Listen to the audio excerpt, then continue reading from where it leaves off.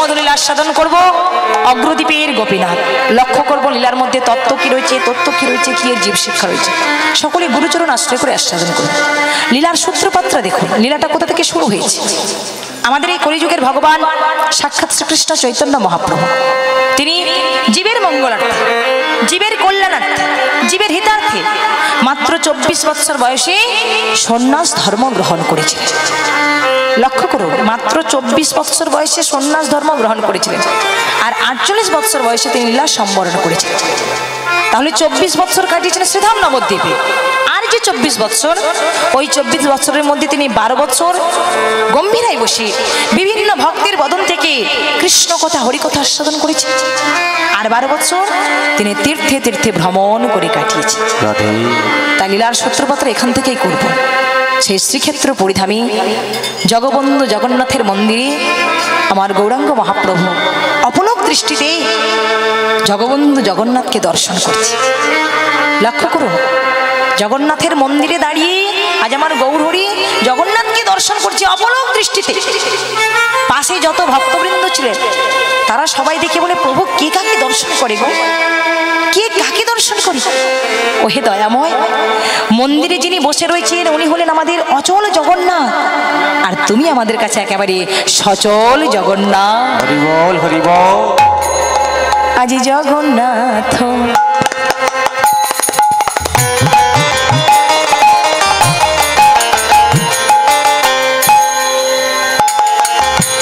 দেখি প্রভু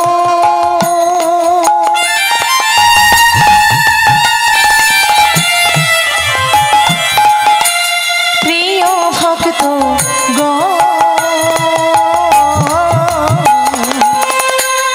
জগন্নাথ দেখি প্রভু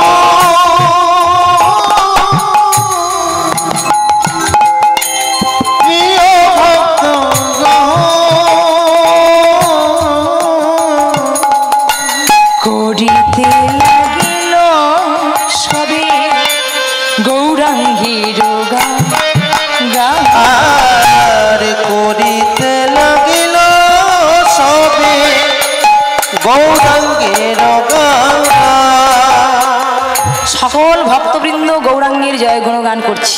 সবার মধ্যে কত আনন্দ, কেনই বা হবে না আনন্দ? ও মায়েরা, ভক্ত ভগবানের যে সম্পর্ক এটা তো অঙ্গাঙ্গি ভাবে জড়িত। হ্যাঁ, দুজন দুজনকে যদি জানতে পারে, দুজন দুজনকে যদি চিনতে পারে, তবে তো আনন্দ হবে, না হলে ভগবানকে দর্শন করে কোনো কাজ হবে না।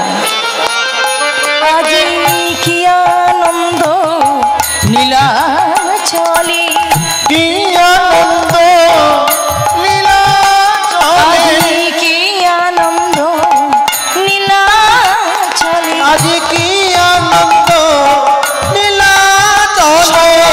হরি হরি হরি বলে কি আনন্দ নীলাচলে, হরি হরি হরি বলে তাদের আনন্দ আরে ধরে না গো, হরি হরি হরি বলে আনন্দ আর ধরে না গো, হরি হরি হরি বলে কি আনন্দ নীলাচলে। করিতে লাগিল সবাই গৌরাঙ্গের গান। লক্ষ্য করুন ভক্তমণ্ডলী, ভক্তিমতী মায়েরা, আজকে ভক্তদের মধ্যে যেমন আনন্দ হচ্ছে তেমনি ভগবানের মধ্যেও আনন্দ। ওই যে বললাম, ভক্ত ভগবানের সম্পর্ক অঙ্গাঙ্গি ভাবে জড়িত।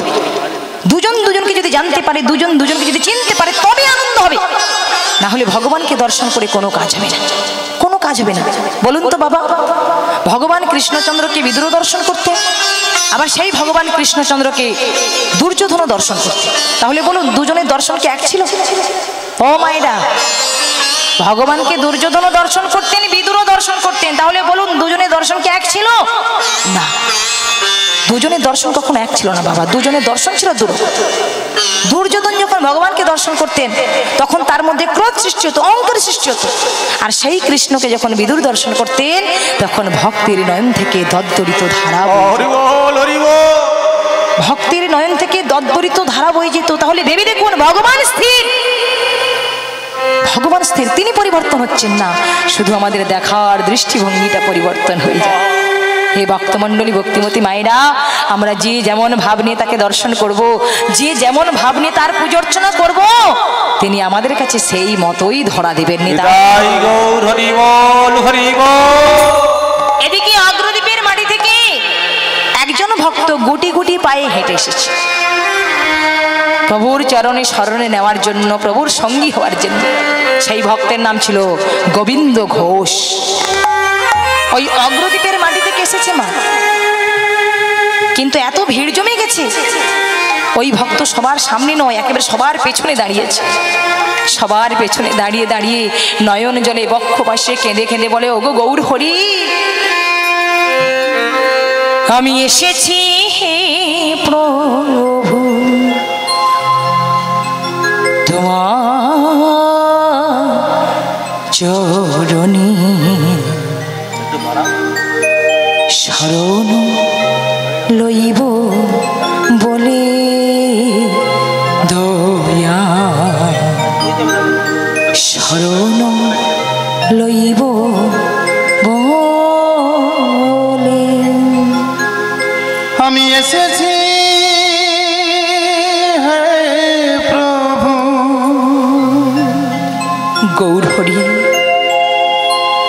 তোমার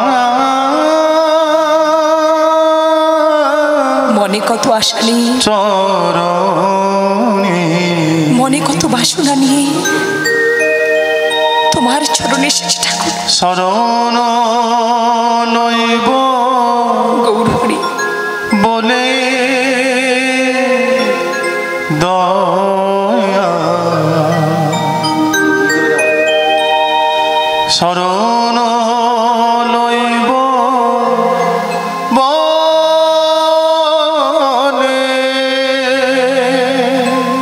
আমি না জানি ভজ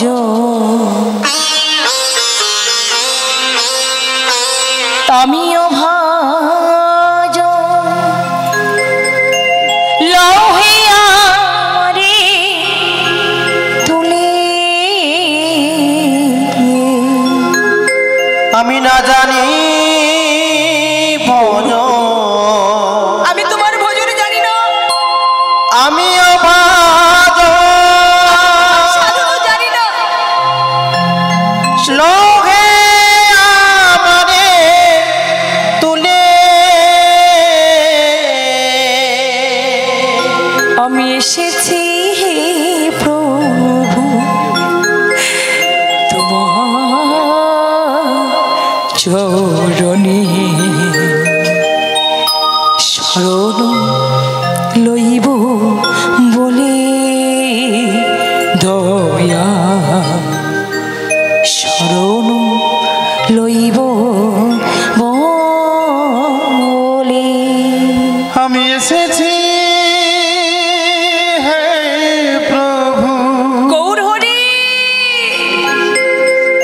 সংসারের মায়া তোমার গ্রামের মোহ পরিত্যাগ করে চলে এসেছে শুধু তোমার সঙ্গী হওয়ার জন্য, তোমার চরণে আশ্রয় নেওয়ার জন্য। একটু ঠাই দাও, শরণ লইব বলে দয়া, শরণ লইব বলে। ফিরাইয়ে দিও না অধমে বলিয়া, কোথায় যাব হরি তোমার চরণ ছাড়িয়া। ফিরাইয়ে দিও না অধম বলিয়া, কোথায় যাব হরি তোমার চরণ ছাড়িয়া।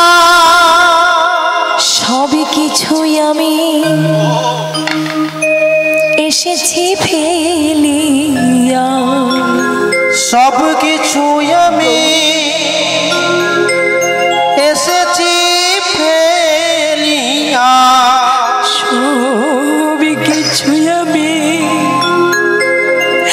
এসেছি ফেলিয়া, তোমার চরণ পাওয়ার আসে দয়া,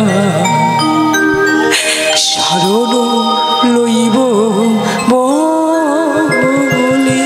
আমি এসেছি নিতাই গৌর প্রভু তোমার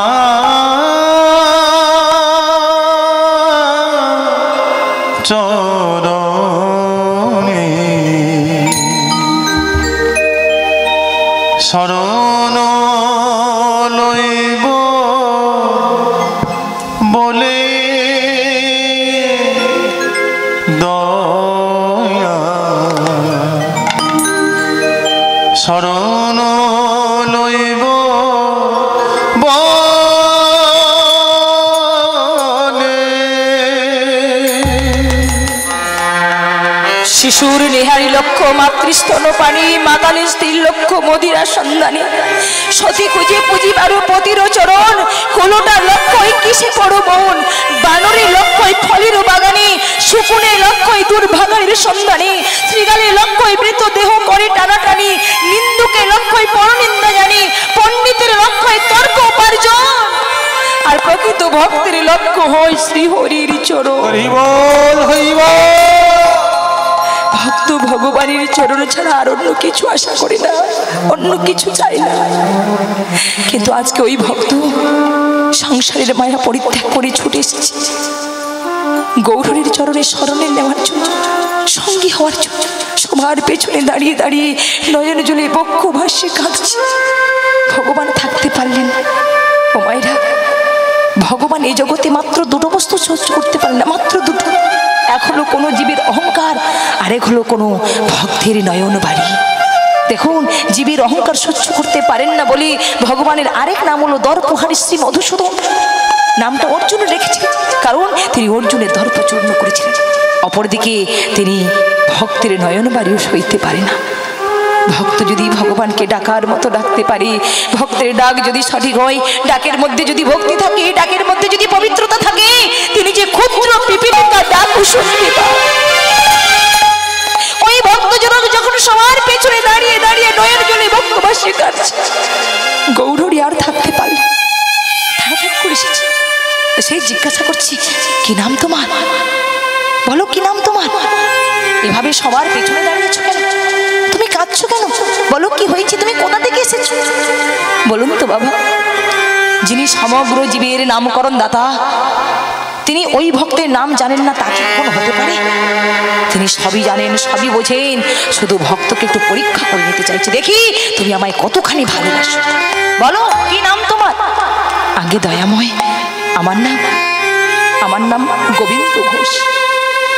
বড় ভাই বাসুদেব ঘোষ আর ছোট ভাই মাধব ঘোষ। কোথা থেকে এসেছে?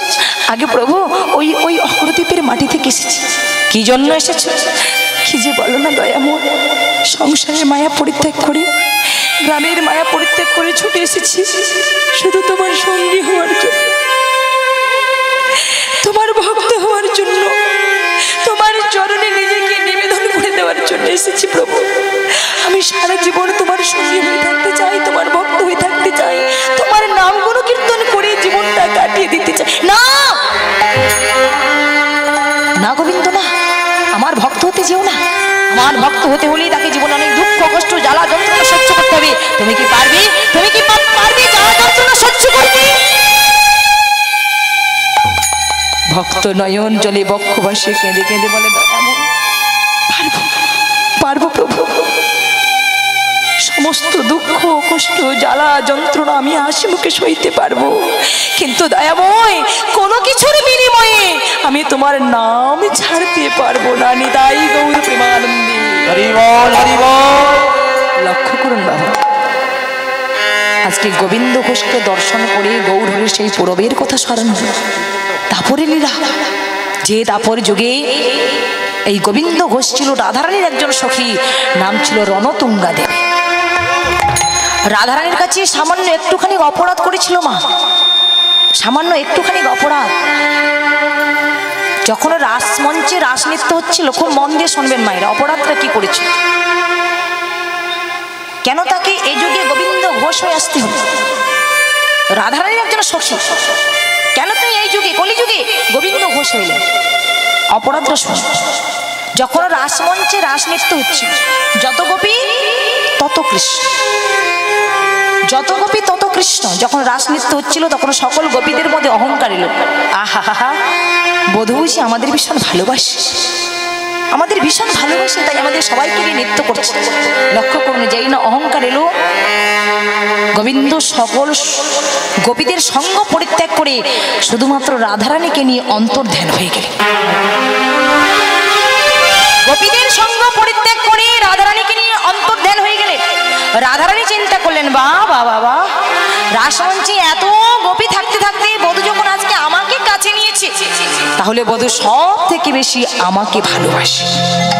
দেখুন রাধারানীর মধ্যেও আজকে অহংকার এলো, বধূ সব থেকে বেশি আমাকে ভালোবাসে, এই অহংকার। এই জগতে সবার চোখে ফাঁকি দেওয়া যায়, কিন্তু ভগবানের চোখে কখনো হয়। ভগবান বলে, রাধে গো, এ তুমি কি বলছো?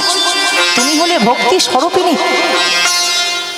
কেমন ভক্তি দিয়ে ভগবানকে ডাকতে হয়, জগৎজীব তো তোমার কাছ থেকে শিখবে, তারা তো তোমার কাছ থেকে জানবে, কিন্তু তুমি আজকে নিজেই ভক্তি স্বরূপিণী হয়েও তোমার মধ্যে যদি অহংকার থাকে, তাহলে জগৎজীব কি শিখবে, তারা কি জানবে? তাই এই অহংকারটাকে আমায় চূর্ণ করতে হবে। কি করেছিল বাবা? রাধারানীর সঙ্গ পরিত্যাগ করে গোবিন্দ নিজেই অন্তর্ধান হয়ে, যে রাধারানী গোবিন্দকে এক মুহূর্ত দর্শন করতে না পেলে এক যুগ মনে হতো, আজকে সেই রাধারানী কৃষ্ণ হারা হয়ে বৃন্দাবনের এবন ওবন সেবন শুধু হা কৃষ্ণ বলছে, আর নয়ন জুড়ে বক্ষ ভাসি কাঁদছে। কোথায় কোথায় কৃষ্ণ, কোথায় কৃষ্ণ, কোথায় কৃষ্ণ, কোথায় কৃষ্ণ, কোথায় প্রাণবোধয়া, কোথায় প্রাণবধূয়া, এক করে ডাকি তোমার, ডাকি তোমার, ইশারা দেখা দাও, প্রাণবোধ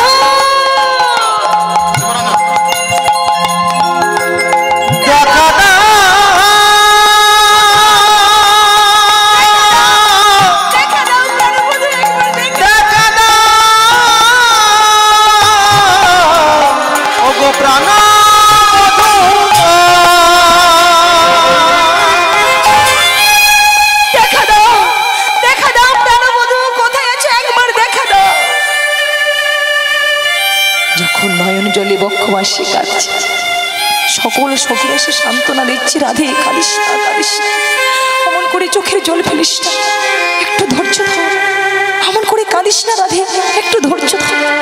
সবাই এসে সান্ত্বনা দিচ্ছে, কিন্তু ওই সময় ওই রণতুঙ্গা নামে সখী বলেছিল, হ্যাঁ রে রাধে, এই তুই তোর বধূকে ভালোবাসিস, এই তুই তোর বধূকে ভালোবাসিস, এই ধর তোর বধূ যে তোকে ছেড়ে চলে গেল, ধর তোর কাছে আর ফিরেই নিল না, বল এবার তুই কি করবি? লক্ষ্য করুন ভক্তমণ্ডলী, ভক্তিমতী মা, সেদিন ওই রণতুঙ্গা সখী শুধুমাত্র এই কথাটাই বলেছিল, রাধে এই যে তোর বধূ তোকে ছেড়ে চলে গেল, ধর তোর কাছে আর ফিরে এলো না, বল এবার তুই কি করবি? রাধারানী ক্রোধান্বিত হয়ে বলে, ওরে রণতুঙ্গা, তুই আমার সখী হয়ে আমাকে এত বড় কথা বলতে পারবি, এত বড় কথা তুই আমায় বলতে পারলি? তবে তুইও শুনে রাখ, তুইও শুনে রাখ রণতুঙ্গা, কৃষ্ণকে কাছে পেয়ে তাকে হারানোর যে কি যন্ত্রণা, কৃষ্ণকে কাছে পেয়ে তাকে হারানোর যে কি যন্ত্রণা, একদিন সেটা তোকেও অনুভব করতে হবে রণতুঙ্গা, একদিন তোকেও সেটা অনুভব করতে হবে। তাই রাধারানীর অভিশাপে সেই রণতুঙ্গা সখী হয়ে গেল কলিযুগের মাটিতে গোবিন্দ ঘোষ। গৌরবের সেই কথা মনে পড়েছে, আহারে একে যদি আজকে আমার সঙ্গী করে না নে, তাহলে আজকে আমার রাধারানীর অভিশাপ যে মিথ্যে হয়ে যাবে, তাহলে রাধারানীর অভিশাপকে সত্য করতে হলে একে এই মুহূর্তে আমার সঙ্গী করে নিতেই হবে। গোবিন্দ, ও গোবিন্দ, তুমি আমার সঙ্গী হতে চাও তো? ঠিক আছে, আজ থেকে তুমি আমার সঙ্গী হলে, তুমি আমার সঙ্গী হলে, তুমি আমার সঙ্গী হলে, চলো এবার আমরা তীর্থ ভ্রমণের উদ্দেশ্যে বেরিয়ে। লক্ষ্য করুন বাবা, ভক্তদের সঙ্গে নিয়ে সেদিন গৌরহরি তীর্থ ভ্রমণের উদ্দেশ্যে বেরিয়ে পড়ল। কোন দিন? ওই যে শুভ বিজয়া দশমী তিথি। ওই তিথিতে সকল ভক্তদের সঙ্গে নিয়ে হরিনাম সংকীর্তন করতে করতে আজ আনন্দে বেরিয়ে পড়েছেন। কোথায়? সে তীর্থ ভ্রমণের উদ্দেশ্যে। প্রেম সে বলুন নিতাই গৌর প্রেমানন্দে হরি হরি বল হরি বল। আই আনন্দে নাচো তুমি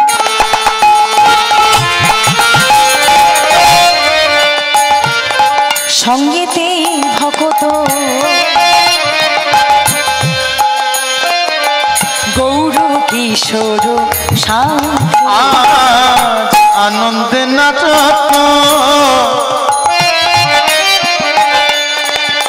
সঙ্গেতে ভগত গৌর কিশোর সাথে প্রেমে মাতুলি করে হোলা হোলি নীলাচল পুরী মাঝি প্রেমে মাতুলি করে হোলা হোলি নীলাচল পুরী মাঝে শুনিয়া না গরি প্রেমেতে আগলি শুনিয়া না গরি প্রেমেতে আগলি শুনিয়া না গরি প্রেমেতে আগলি ধাইয়া চলিল পথে শুনিয়া না করি প্রেমেতে আগলি ধাইয়া চলিল পথে।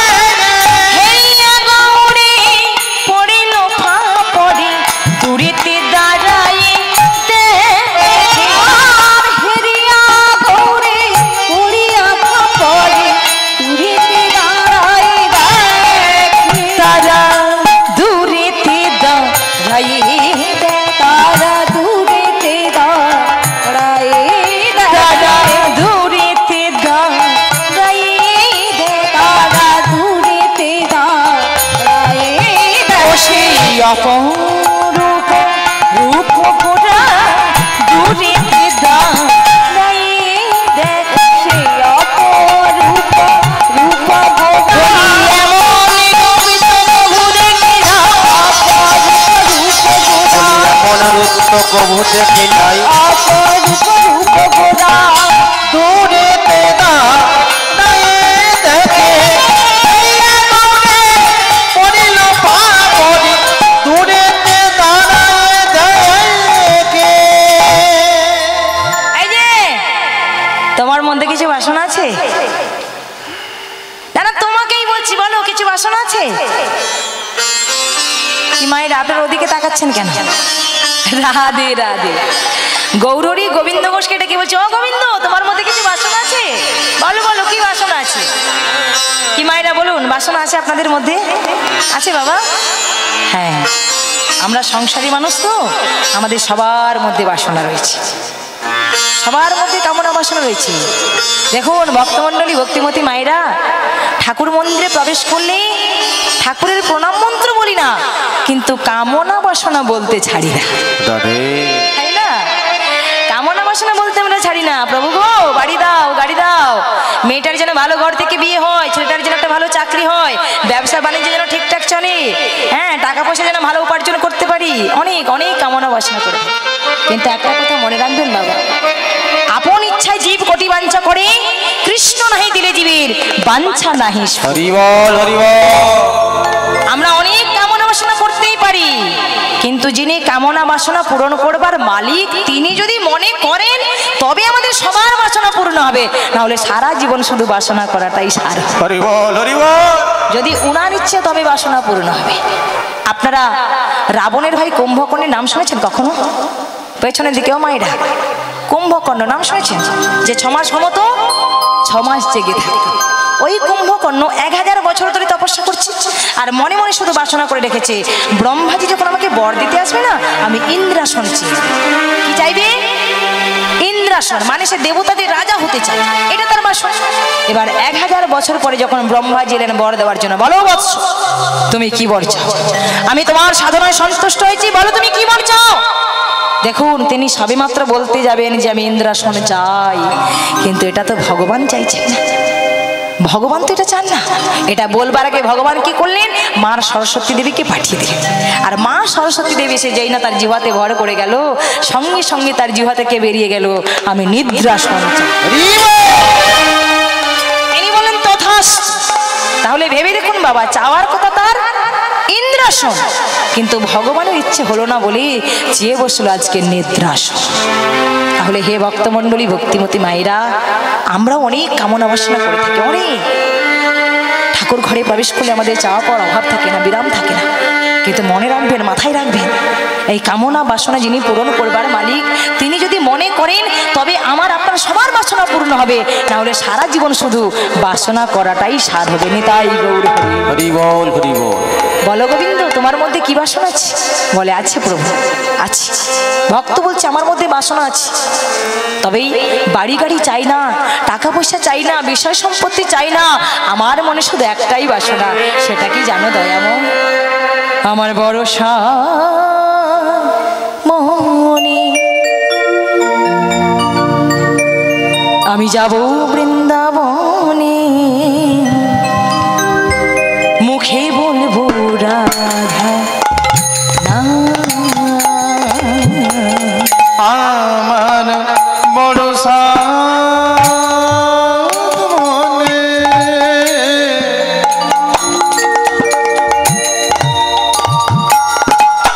আমি যাব বৃন্দাবনে,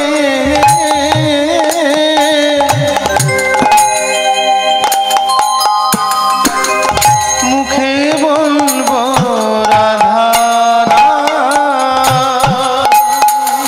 ব্রজবাসীদারি মাধুকরী করে বেড়াইব ব্রজ, ব্রজবাসীর দ্বারে মধুকুরি করে বেড়াইব ব্রজ আমার মনে এই বাসনা, প্রভু আমার মনে এই বাসনা, প্রভু আমার মনে এই বাসনা, প্রভু গো আমার মনে এই বাসনা, আমি ব্রজবাসী দাঁড়ে যাব, আমার মনে এই বাসনা, আমি ব্রজবাসীর দানে যাব, আমি মাধুকরী করে বেড়াবো, দানে যাব, মধুকরি করে বেড়াবো, ব্রজবাসীর দানে যাব, আমার মনে এই বাসনা। ভক্তমণ্ডলী, ভক্তিমতী মায়েরা, যারা ভক্ত হয় ভগবানের সেবা ছাড়া আর কিছু জানে না, সেবা ভগবানের নাম ছাড়া আর কিছু বোঝে না, সেই ভক্ত কখনো আনবাঞ্ছা করে না গো। আনবাঞ্ছা করি আমরা, আনবাঞ্ছা করেন আপনারা, কিন্তু যারা ভক্ত হয় তারা কখনো আনবাঞ্ছা করে না। ভক্তের বাসনা ভক্তের মতো হওয়া যায়। হরি বল। যখন কুরুক্ষেত্রের যুদ্ধ শেষ হয়ে গেল, আস্তে আস্তে মায়েরা এত চঞ্চল হলে হবে না গো। এত চঞ্চল কেন মায়েরা? হ্যাঁ, আজকে তো মাত্র দ্বিতীয় দিন, এখনো কয়েকটা দিন বাকি আছে, এত চঞ্চল হলে হবে? রাধে রাধা। কথা বলবেন না কেউ, এত চঞ্চল হলে হবে না। একটু ধৈর্য ধরে বসুন, দেখবেন আপনার শুনতে যেমন ভালো লাগবে আমার বলতেও তেমনি ভালো লাগবে। নিতাই গৌর প্রেমানন্দে হরি। হরি বল। কুরুক্ষেত্রের যুদ্ধ শেষ হয়ে গেল, এবার সখা কৃষ্ণ চলে যাবেন দ্বারকায়। ভক্তের চাওয়াটা কেমন দেখুন মায়েরা, ভক্তের বাসনাটা ভক্তের মতো হওয়া চাই, সেই বাসনাটা কেমন দেখুন। সখা কৃষ্ণ চলে যাবেন দ্বারকায়, যুধিষ্ঠির, ভীম, অর্জুন, নকুল, সহদেব, অন্যান্য ভক্তগণ যে যার মনের মতো বর চেয়ে নিয়েছে। কৃষ্ণের কাছ থেকে যে যার মনের মতো বর চেয়ে নিয়ে সবাই আনন্দ করছে, সবাই হৈ হৈ করছে, কিন্তু ওই সময় একজনের মনে কোনো আনন্দ ছিল না। একজনের মনে কোনো শান্তি ছিল না। ঘরের এক কোণে বসে বসে শুধু নয়ন জলে বক্ষ ভাসে কাঁদছে। সে কে না, সে হলো পঞ্চ পাণ্ডবের মা কুন্তী দেবী। পঞ্চ পাণ্ডবের জননী কুন্তী দেবী ঘরের এক কোণে বসে বসে নয়ন জলে বক্ষ ভাসে কাঁদছে। কৃষ্ণের নজর পড়ে গেল পিসিমার পানে। পিসিমা, ও পিসিমা, তুমি কাঁদছো কেন গো? আর তো কাঁদার কথা না, কাঁদার দিন ফুরিয়ে আনন্দের দিন এসেছে।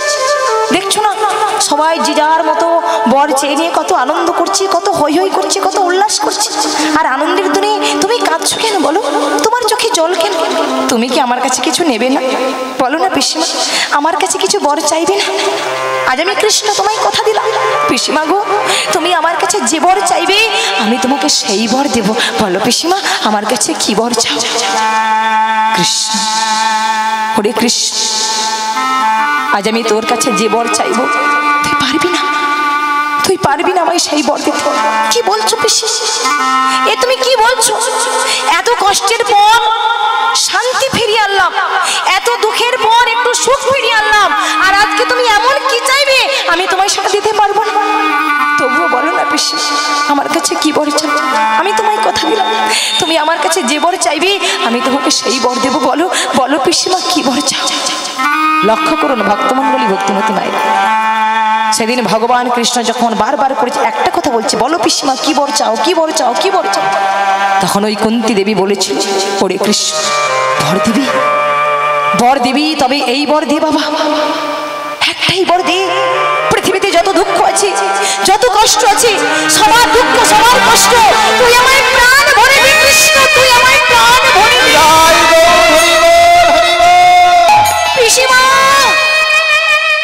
পিসিমা, তুমি কেমন বর চাইছো পিসি? তুমি কেমন বর চাইছো? এত কষ্টের পর সুখ ফিরিয়ে আনলাম, শান্তি ফিরিয়ে আনলাম, আর শেষ পর্যন্ত তুমি আবার সেই কষ্টের বরটা চাইছো। সবার দুঃখ সবার কষ্ট তোমায় প্রাণ ভরে দেবো। কেন কেন পিসিমা বলো না? এত বর থাকতে থাকতে শেষ পর্যন্ত তুমি আমার কাছে এই বরটা চাইলে কেন? বলো না পিসিমা, কেন চাইলে?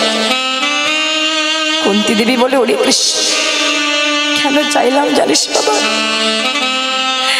যতদিন আমাদের কাছে দুঃখ ছিল ততদিন যে আমরা তোকে কাছে কাছে পেয়েছি, যতদিন আমাদের কাছে কষ্ট ছিল আমরা তোকে কাছে কাছে পেয়েছি।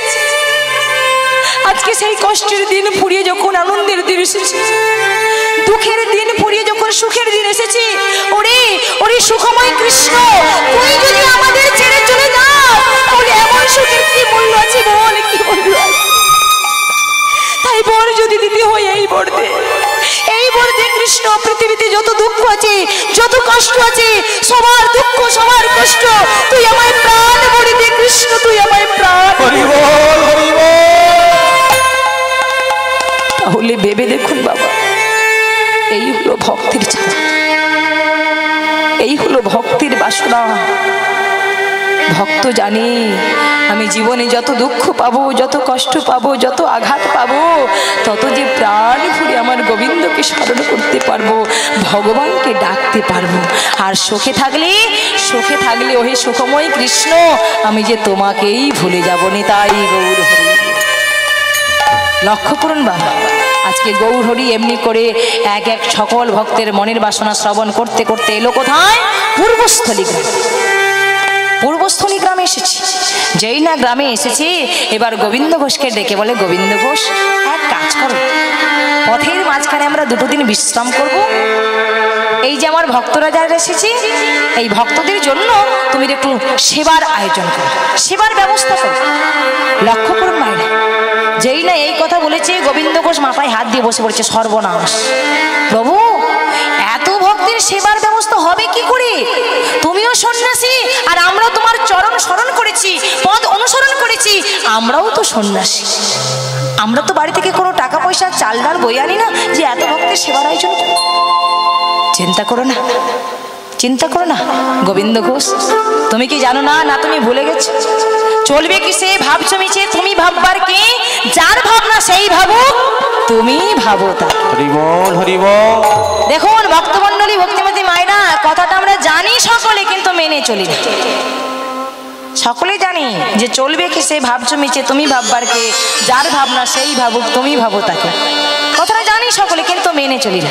বিপদে পড়লে ছুটে যাই পাশের বাড়িতে, ফোন নিয়ে আত্মীয় স্বজন পাড়া প্রতিবেশীদেরকে জানিয়ে দিই, কিন্তু যেখানে গেলে বিপদ থেকে উদ্ধার পাবো, মুক্তি পাবো, তার কাছেই আমরা যাই। ভগবান বলে, ওগো জগতের জীব, তোমরা যতক্ষণ আমার দিকে না তাকাবে আমি কিন্তু সঠিক পথটা তোমাদের বলে দেব। আগে হও নিচু, তবে পাবে কিছু। নেতাই গৌর হরি হরি গোবিন্দ ঘোষ, এই যে আজকে আমরা এখানে এসেছি, তুমি শুধু এই সংবাদটা দিয়ে দাও, দেখবে যারা আমাকে ভালোবাসে, আমার নামকে ভালোবাসে, তারা সবাই ছুটে আসে। তাই করেছিল। পূর্বস্থলী গ্রামে সংবাদ দেওয়া হলো, সবাইকে জানিয়ে দেওয়া হলো যে আজকে এই গ্রামে আমাদের প্রভু এসেছে। হরিনাম সংকীর্তন করতে করতে প্রভু এসেছে। প্রভু পথের মাঝখানে দুটো দিন বিশ্রাম করবে। তাই তোমরা যারা আমার গৌরহরিকে ভালোবাসো, গৌরহরির নামকে ভালোবাসো, তোমরা এসো, সবাই এসে একবার দর্শন করেছে।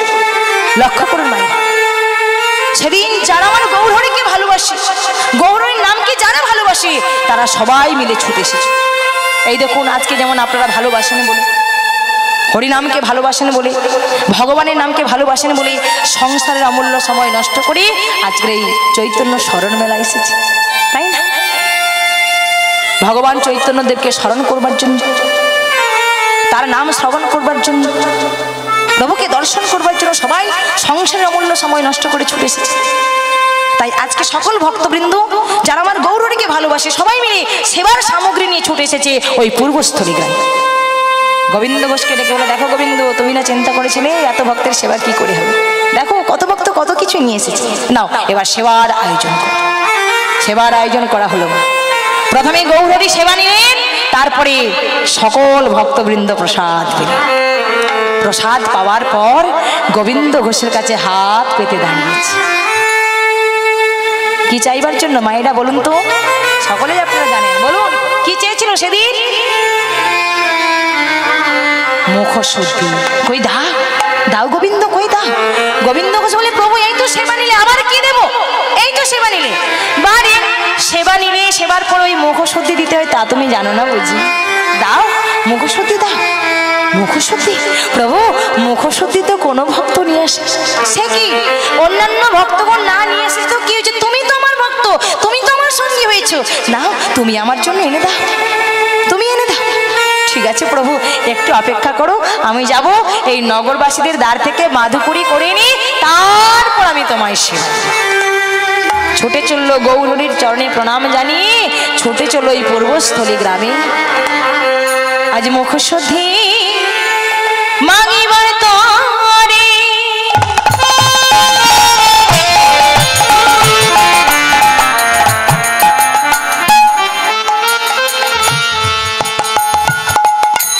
গোবিন্দ চলিল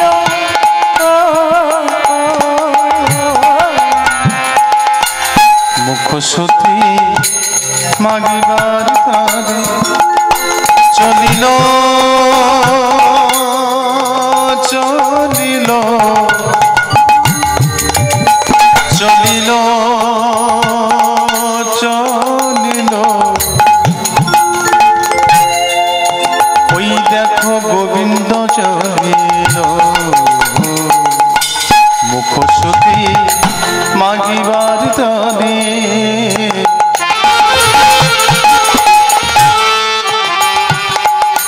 গোবিন্দ চলিল।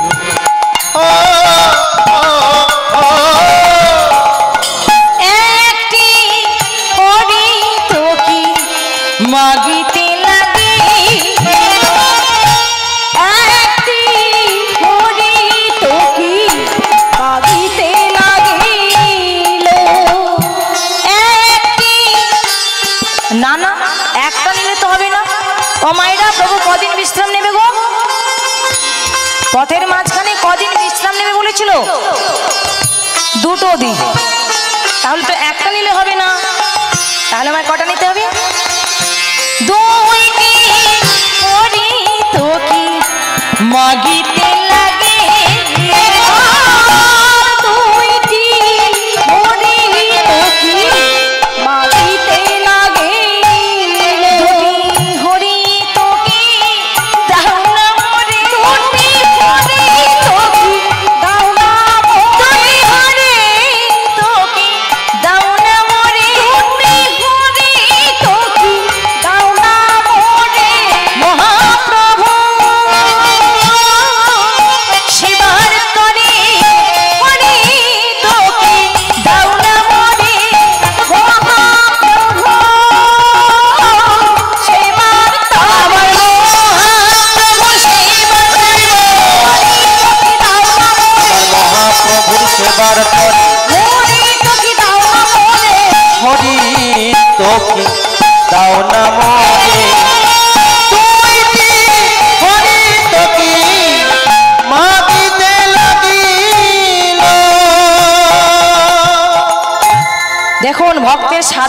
কোনো কাদা নেই।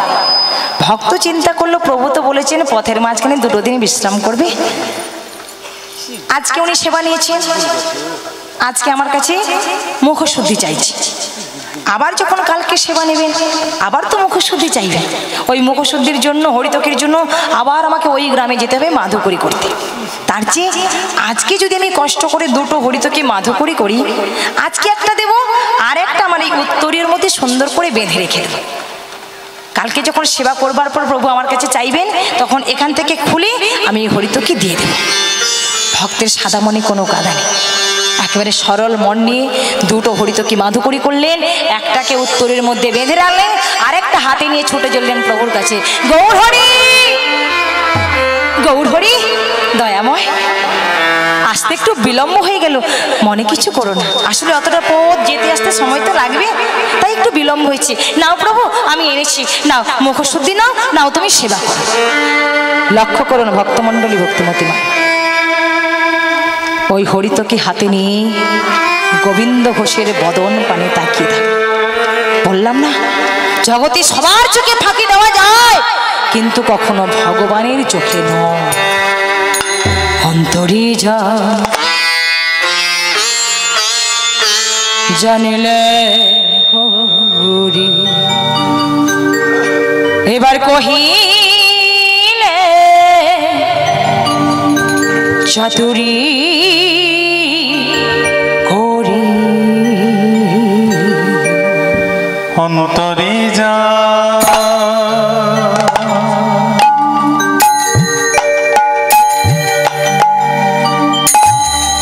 জানি না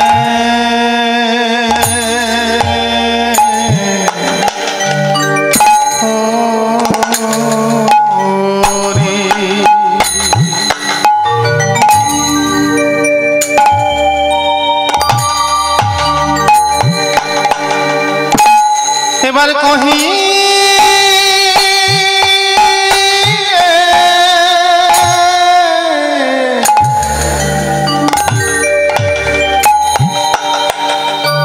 চাতুরী করি, অন্তরে যা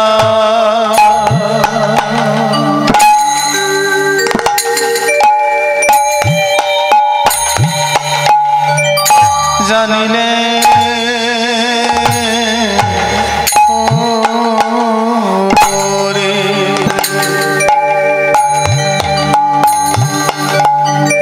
একটি হরিত কি দাও না,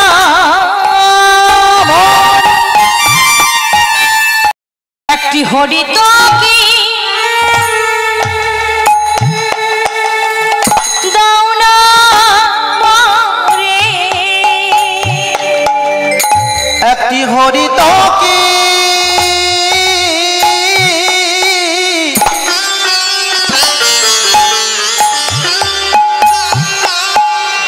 দাও না মনে, একটি হরিত কি প্রভু গো দাও না মনে,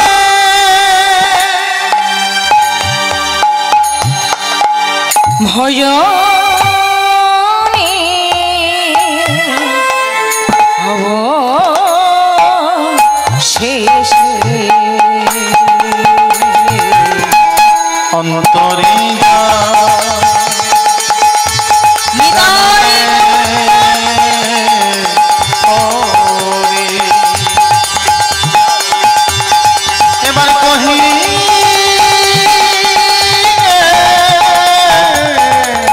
চাতুরী করি,